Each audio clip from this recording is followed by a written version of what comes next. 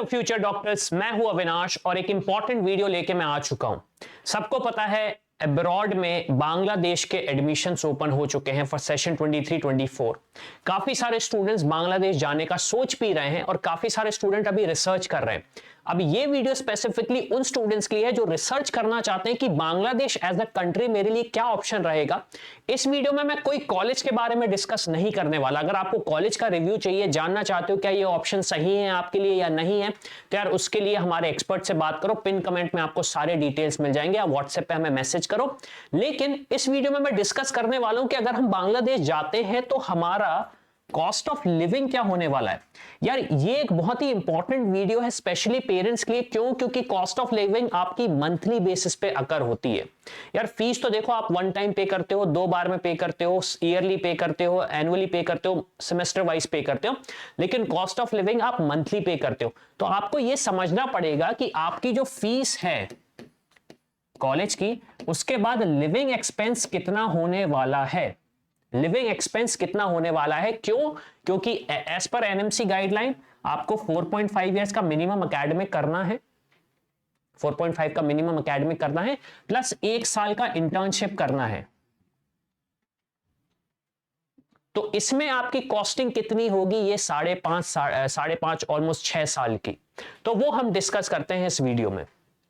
अब सबसे पहले अगर मैं बात करूं तो 3 कैटेगरी में हमने उसको डिवाइड किया है। एक है आपका लो बजट, एक है आपका मीडियम बजट और एक है आपका हाई बजट। अब हाई बजट का मतलब यह है कि मैं थोड़ा सा फैंसी लोकेशन पे रहूंगा, मुझे थोड़ा सा फैंसी खाना खाना है, मुझे अच्छा खाना खाना है।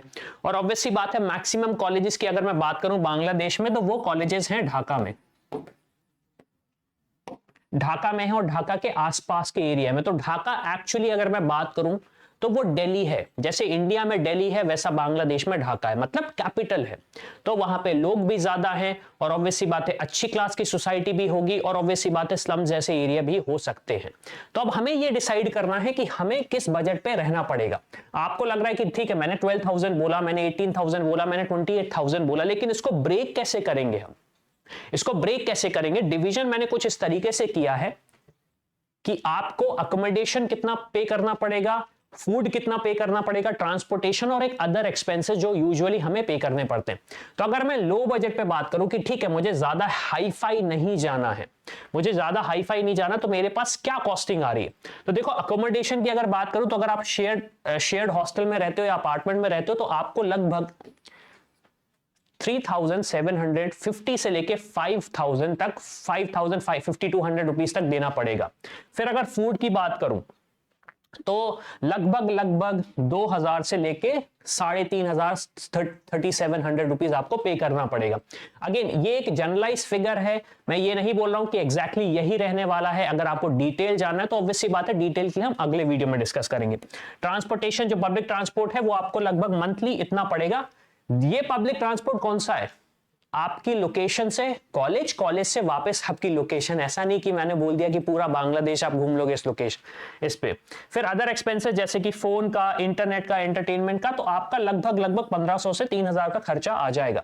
तो मोटा मोटा अगर मैं बात करूं तो 8,000 से लेके अराउंड 13,000 रुपीज आपको मंथली एक्सपेंस पे करना पड़ेगा बांग्लादेश में। और इसमें मैंने क्या चीजें इंक्लूड नहीं करी हैं, आपको मूवी देखना है, आपको घूमने जाना है, आपको एक्सप्लोर करना है बांग्लादेश, आपको वापस इंडिया आना है, ये सारी चीजें मैंने इंक्लूड नहीं करी।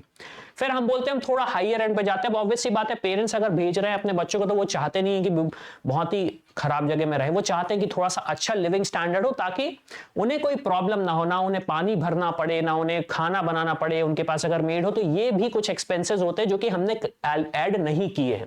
अब अगर हम मीडियम एक्सपेंस पे आते हैं तो ऑब्वियसली बात है अकोमोडेशन आपको फिर अप टू 6,000 to 9,000 पड़ जाएगा। उसके बाद अगर मैं बात करूं फूड, तो फूड फिर आपका 3,750 से 5,250।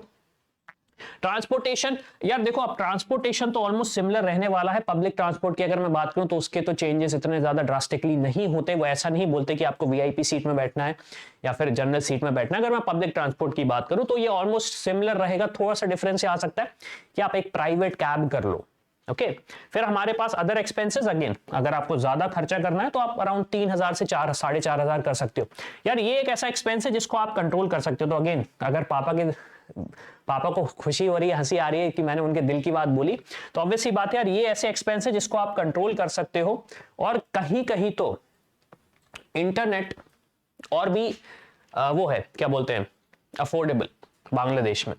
तो आपका 14,000 से ऑलमोस्ट 21,000 आ जाएगा खर्चा। फिर उसके बाद हम आते हैं एक्सट्रीम एक्सपेंसेस में, मतलब एक अच्छी कॉस्ट ऑफ लिविंग। मैं इसकी बात ये कर सकता हूं कि आप किसी पॉश एरिया में रह रहे हो, बहुत अच्छे रेस्टोरेंट में खाना खा रहे हो, अच्छा high quality high speed internet चला रहे हो, और ट्रांसपोर्टेशन भी आप अच्छी क्वालिटी का ले रहे हो। तो उसमें क्या एक्सपेंसेस आने वाले हैं आपके? अकोमोडेशन आपका 11,000 से 15,000। आप समझ सकते हो इंडिया में अगर आप 15,000 रुपए का एक अकोमोडेशन लेते हो, अपार्टमेंट लेते हो, तो कैसा रहता है वो।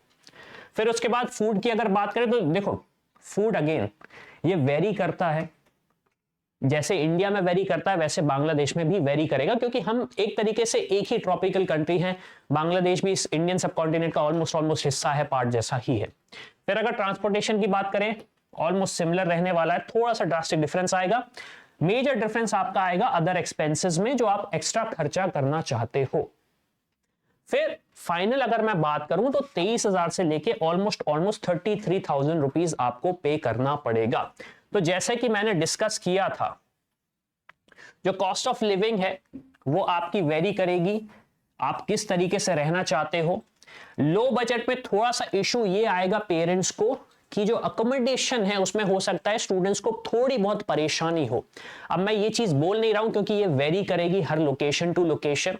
अगर आप हॉस्टल चूज करते हो, अपार्टमेंट चूज करते हो, तो यहाँ पे थोड़ा सा डिफरेंस होगा। मीडियम में हम ये मान सकते हैं कि आपको एक अच्छा सा कैंपस मिल सकता है, अपार्टमेंट वाइज बात करूं या हॉस्टल वाइज बात करूं। और हाई बजट में ऑब्वियस सी बात है एक प्रीमियम आपको मिलेगा।